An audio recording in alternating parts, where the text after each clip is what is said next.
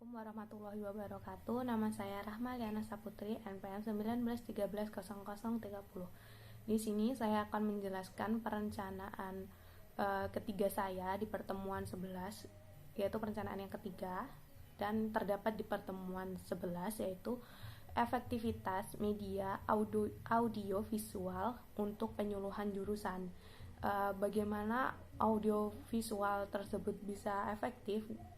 Jadi begini, suatu kondisi yang menunjukkan tingkat tercapainya tujuan yang telah direncanakan sebelumnya dengan menggunakan perantara yang dapat menyalurkan pesan dari pengirim ke penerima, sehingga dapat merangsang pikiran, perasaan, minat, serta perhatian siswa, sehingga proses ini terjadi dengan menggunakan kemajuan ilmu pengetahuan dan teknologi yang meliputi gambar dan suara.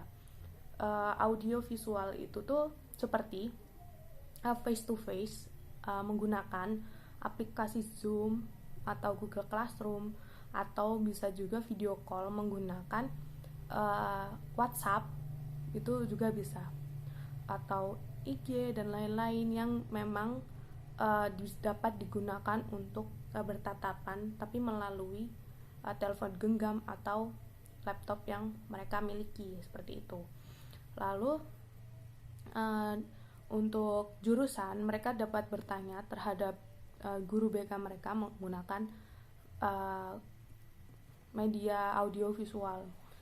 Misalkan saat mereka bingung memilih jurusan, mereka bingung untuk masuk dalam mana gitu kan, dengan nilai yang mereka dapat.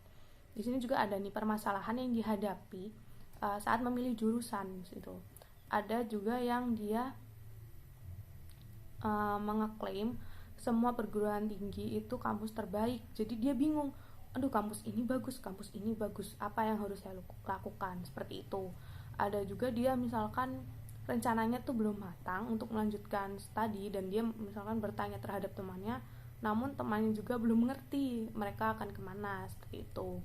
Lalu ada juga biaya kuliah yang tinggi.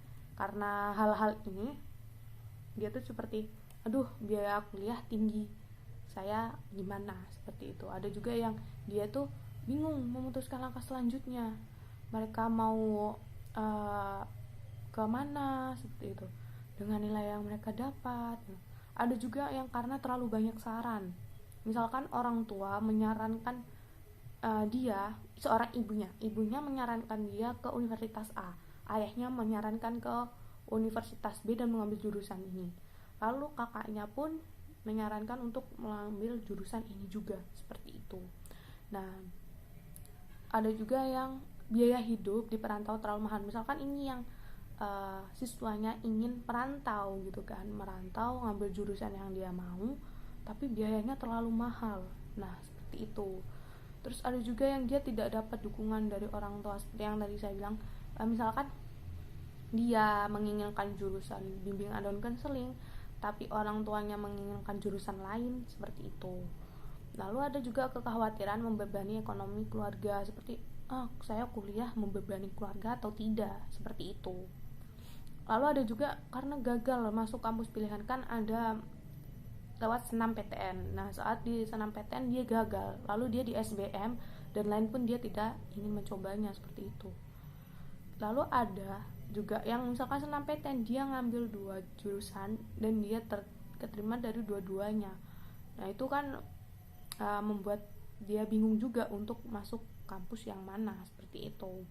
Nah, dengan adanya media audiovisual dapat dimanfaatkan sebagai alat untuk melakukan penyuluhan jurusan agar siswa tidak berada di jurusan yang salah. Bahkan media ini lebih efektif karena siswa dapat kapan saja bertanya kepada pembina atau pembimbing untuk masalah jurusan yang diinginkan dan apa yang harus dia capai.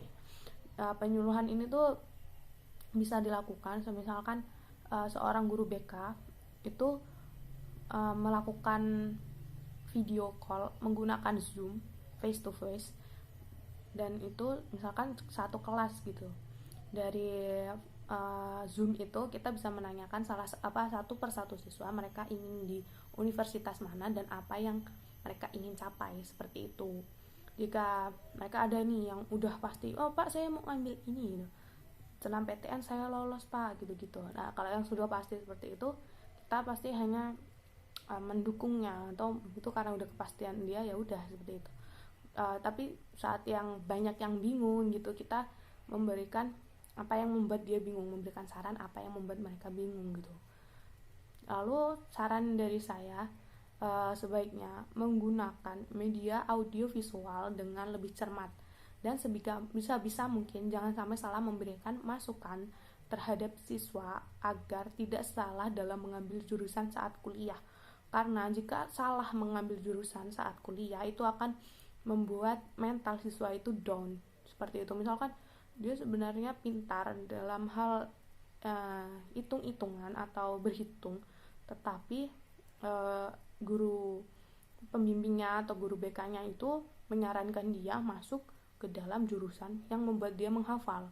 Itu bertolak belakang sekali, dan itu akan membuat siswa merasa terbebani saat kuliah. Seperti itu. Terima kasih.